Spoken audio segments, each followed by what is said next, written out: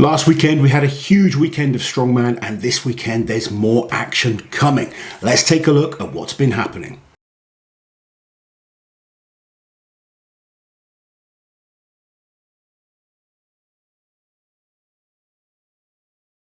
So Mitch Hooper, Tom Stoltman and Thor Bjornsson have all expressed their views and their thoughts from last weekend's Shore Classic. All three really happy to be there, all three performing well. Tom basically said it wasn't his day, made a mistake there on the stones, which cost him that top 3 place. On a different day, he would have lifted that stone, different outcome. One thing we've seen from Tom, though, it's clear that his focus for the year is always world's strongest man. That's when we see him at his absolute best. And I think that now that we have these 4 majors, it's going to be very hard for athletes to be at their best at every single competition. So athletes are going to have to be selective about where they peak for and where they come in at sort of 80-90%. Clearly for Tom, world's strongest man is the key. At world's strongest man, he was unbelievable. Not quite as good when it came to the Shore Classic. Thor Bjornsson, the man broke 2 world records. He looked in phenomenal form and showed clear improvement since we saw him earlier in the year at the Arnold Classic. He said in his video he's straight back to work. He's got the Rogue Invitational coming up in 11 weeks, I believe. It's not too far away. Is it that far? I think it's closer. It's November. Sure. I think it's about 11 weeks. So if he can bring that pressing up, he is a major problem for Mr. Hooper. Obviously, Mitch Hooper, world number 1 right now. I don't think people can argue that point. He has won almost everything. Second at world's strongest man. Other than that, he's won every other competition this year. He addressed the whole contest. He went into the squat, obviously. And I think I've seen some good points on the squat. And I think the reason people have been so vocal is because we all care. We want to see this sport getting bigger and better. And one of the problems with the machine squat, it doesn't work like a squat. And I say this, if you listen to the commentary, the other commentator was asking me how many reps I think people will get. And I cannot answer until I've seen a few people go. Because it's not like a free weight squat. Understanding how to adapt, and you'll hear me say this all the time, it's an important factor when it comes to strongman. Being adaptable is key. Mitch is very adaptable. He's got this ability to figure things out very quickly.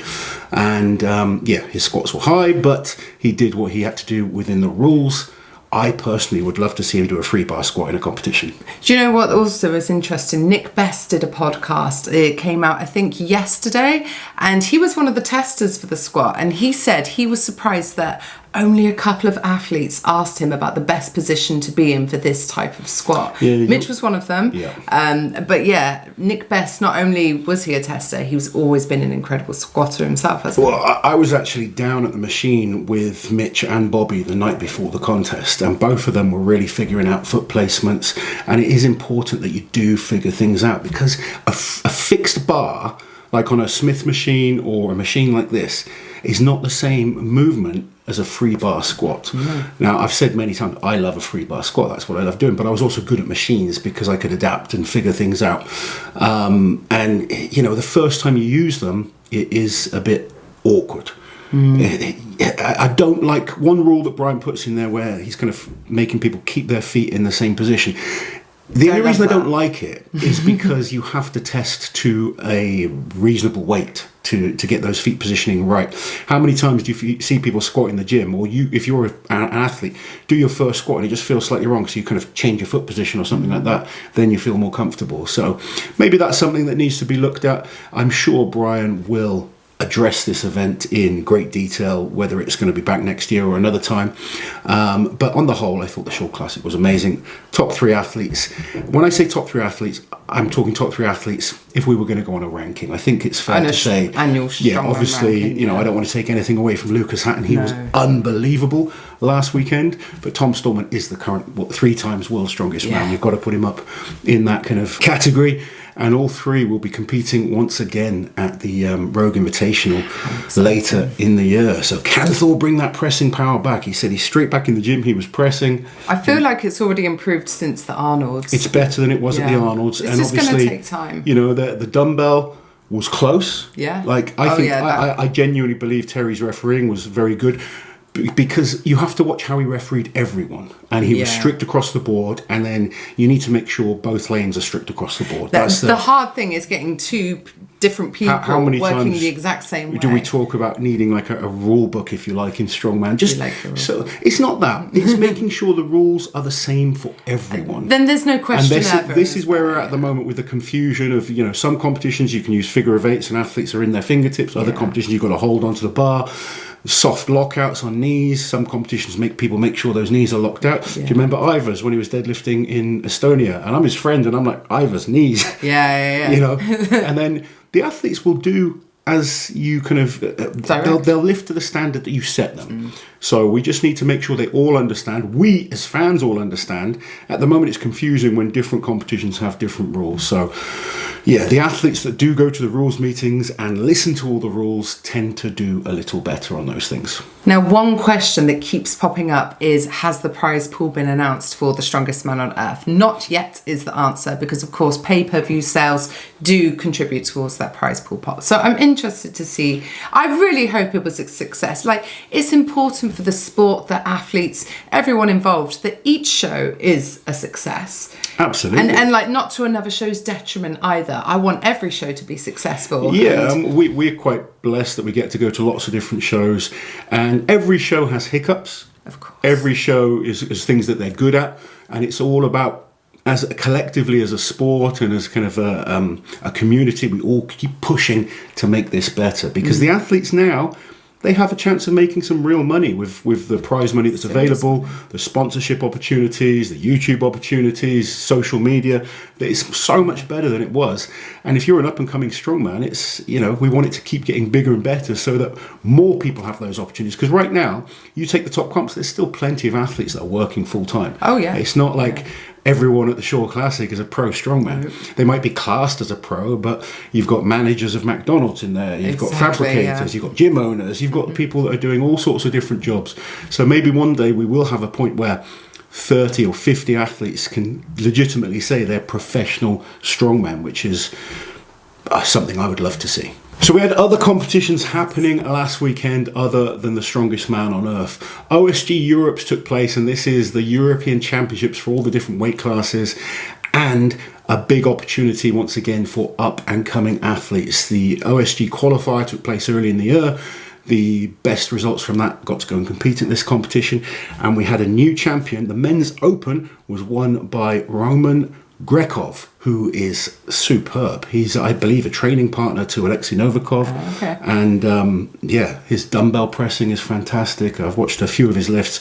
Very impressive athlete who I look forward to seeing more of as the years go on. And it should probably be no huge surprise that the current world's strongest woman, Rebecca Roberts, won the open female class. Yeah, Rebecca, clearly one of the absolute best in the world. I will point out that Lucy Underdown didn't compete in this show. No, which is a shame, because I've really been enjoying that head-to-head. That rivalry between those two has been brilliant. Lucy is focusing on the deadlift world championships, where she's going to try and smash her deadlift record, which she set last year at 700 pounds without a suit. She is training in a suit this year. Is she really? So I wonder, will she just break her record, or really? But I'd love to see what she really could do. I think, looking at her training, she's going to come to try and smash it. Yes, good. I hope so. Rather than a small increment, I'd like to see her. I want to see what she's really capable of. Absolutely. So also at OSG Europe's this weekend, we had the over 50s men, which was won by none other than Mark Felix.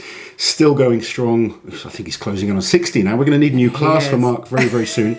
Naomi Hadley won the women's over 40s in a great battle in that class. And Estonian Romek Velt won the over 40s men. So congratulations to them. So in the women's weight classes, we had Sabrina Retzer win the under 82 class, Nicola Bennett won the under 73s, and Kate Connolly won the under 64s. And then finally in the men's classes, we had Matt McKeegan taking the win in the men's under 105, Jake Allen taking the win in the under 90s, and Chris Harper in the under 80 kilo class. Congratulations to all of those athletes. And there is more Strongman coming this weekend. We've got Strongman Champions League Poland. Obviously, Strongman Champions League is all throughout the year. They must be over halfway through now. I would think so. Yeah. They've done a lot of competitions. They have.